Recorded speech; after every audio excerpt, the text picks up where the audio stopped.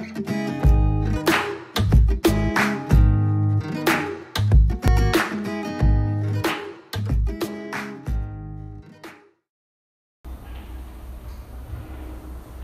outro elemento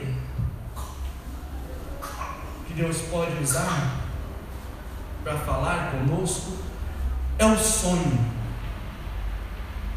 E parece que esse formato, ou esse meio, era até comum nos tempos bíblicos, porque José, marido de Maria, lá no Evangelho de Mateus, no capítulo 1, ele fica sabendo do nascimento de Jesus, ele fica sabendo de que aquela gravidez que a mulher dele estava tendo era o fruto do Espírito Santo, e ele fica sabendo através de um sonho, porque José percebeu, Maria interrompeu o ciclo menstrual dela, quer dizer o quê? Bem provável uma gravidez. Eles eram noivos.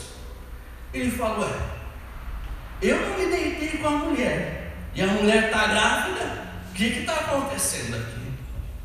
E ele, não querendo difamar ou fazer qualquer coisa que denegrisse a imagem dela, ele secretamente no coração fala: eu vou fugir de casa, porque daqui a pouco vão começar a perguntar de quem é esse filho, e eu sou noivo, nem me casei com ela, nem me deitei com ela ainda. Ele tenta fugir. Então aparece Deus, ou um anjo, em sonho, e fala: José, não temas em se casar com Maria, porque o que nela é gerado é do Espírito Santo. Ela dará à luz a um filho, e o nome vai ser Jesus, porque ele salvará o mundo dos seus pecados. Ele vai ser o Salvador, é o Messias prometido pelos profetas antigos. E Deus anunciou a José sobre o nascimento e a obra de Cristo através de um sonho. Para ele foi assim. Pode ser com qualquer um. Há sonhos que dizem alguma coisa, e há sonhos que são só sonhos.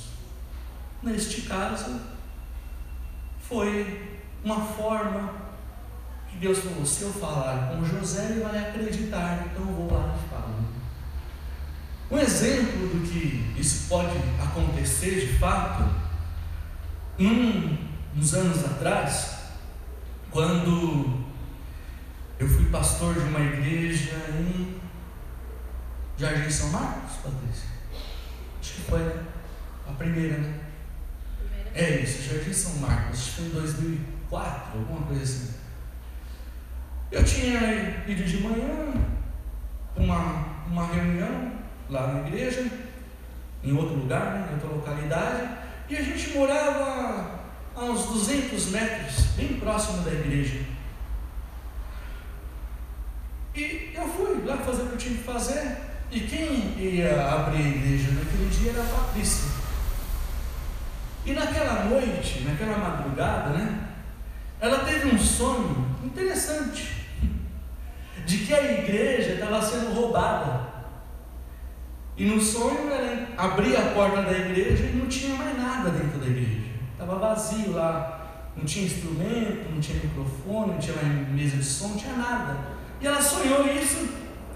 Quando eu saí de casa umas 7 horas da manhã, estava dormindo, ninguém me falou nada, eu peguei o ônibus e fui fazer o que eu tinha que fazer em outra comunidade, outra igreja. E quando ela foi abrir a igreja, e não é que era mesmo, ela abriu a igreja, irmãos, não tinha nada em cima.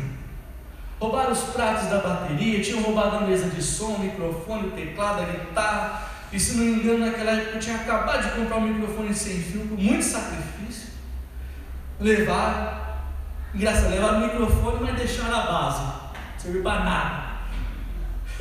Eu olhava para aquilo, o que eu vou fazer com isso, né? Microfone sem água, A base do seu microfone não é nada. E levaram tudo, fizeram a limpa. Não arrumbaram porta, nada. Entraram de um jeito lá que não sei como e entraram. Mas não tinha nada. Nada.